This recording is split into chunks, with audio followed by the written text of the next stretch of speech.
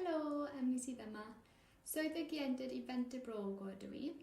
Felly, os nad wyt ti wedi clywed amdano ni, mae Menter Ogwr yn hybu ac yn hyrwyddo'r defnydd o iaith Gymraeg yn y sir Pen-y-bont yr Ogwr.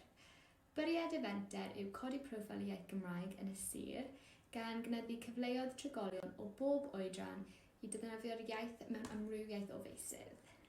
Os hoffech chi cymryd rhan mewn ein gweithgareddau, neu jyst cael cipgolwg o beth sy'n mynd ymlaen ar hyn o bryd gyda ni, ewch i eu tudalennau Cyfryngau Cymdeithasol sydd Facebook, Instagram a Twitter.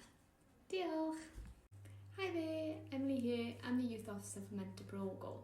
So if you haven't heard of us, Menter Ogwr promotes and furthers the use of the Welsh language in the Bryn County.